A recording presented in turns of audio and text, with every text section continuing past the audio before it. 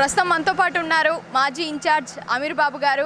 అలాగే ఆయన ఎలక్షన్స్లో ఎమ్మెల్యే కూడా పోటీ చేయడం జరిగింది, కానీ కొన్ని కారణాల వల్ల ఆయన ఓడిపోవడం కూడా జరిగింది. సో ఈ నేపథ్యంలోనే మనతో పాటు మాట్లాడడానికి ఆయన మహానాడు సభకు సంబంధించి కూడా కొన్ని మాటలు అయితే మాట్లాడతారు. ఆయన అడిగి మరిన్ని విషయాలు తెలుసుకుందాం. సార్ చెప్పండి సార్, ఈ మహానాడు సభ మన కడపలో ఏర్పాటు చేయడానికి గల కారణం ఏమంటారు? పార్టీ ఆవిర్భావం అయ్యి దాదాపుగా 40 సంవత్సరాలు దాటిన శుభ సందర్భంలో కడప జిల్లాలో ఇంతవరకు కూడా మహానాడు నిర్వహించడం జరగలేదు.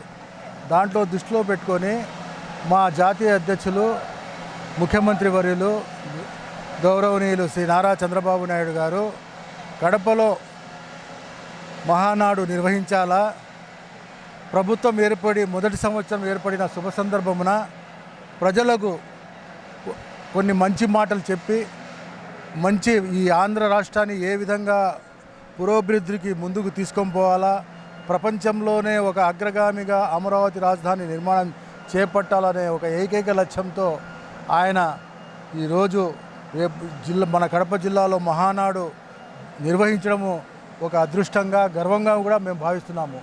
ఎందుకంటే ఈ పార్టీ పుట్టిందే పేద ప్రజల కోసం, సమాజమే దేవాలయము, ప్రజలే దేవుళ్ళు అనే ఒక కాన్సెప్ట్తో ఈ పార్టీ నిర్మాణం ఆ రోజు స్వర్గీయులు నందమూరి తారక రామారావు గారు తనకు సినిమా రంగంలో మొత్తము ప్రపంచంలోనే ఒక గుర్తింపు తెచ్చిన ఈ ఆంధ్ర ప్రజల రుణం తీర్చుకోవాలా అని చెప్పి ఆయన ఆ రోజుల్లోనే ₹1 కోటి పారితోషికం తీసుకుంటా ఉన్నా కూడా తన నటన గురించి దాన్ని వదిలేసి ఈ ప్రజలకు వారు నన్ను గుర్తించి ఇంత ఎత్తుకు ఎదుగుదలకు కారణమైన ఈ ప్రజల యొక్క రుణాన్ని తీర్చుకోవాలనే లక్ష్యంతో ఆయన ఈ తెలుగుదేశం పార్టీ స్థాపించడం జరిగింది. మే 28 రోజు ఆయన పుట్టినరోజు సందర్భమున కాబట్టి మా తెలుగుదేశం పార్టీ నాయకులు, కార్యకర్తలు, శ్రేణులు ప్రతి ఒక్కరూ కూడా ఒక పండుగ వాతావరణంలో ఈ మహానాడు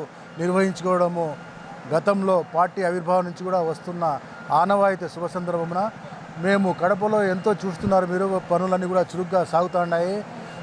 కొంచెమే సమయం ఉన్నా కూడా రాత్రి పగలు ఇక్కడ పనులు జరుగుతున్నాయి. మొత్తం కూడా కడపకే ఒక శోభ వచ్చే విధంగా ఈ మహానాడు నిర్వహించడం జరుగుతుంది.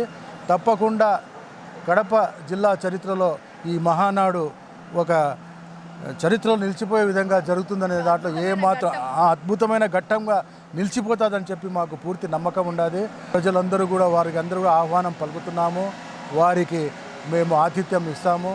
వారికి ఎటువంటి ఆటకాలు లేకుండా ఒక మంచి వాళ్ళకు సహాయ సహకారాలు అందించి కడప యొక్క ప్రాముఖ్యతను, ఔన్నత్యాన్ని చాటి చెప్తామని చెప్పి ఈ సందర్భంగా తెలియజేసుకుంటున్నాను.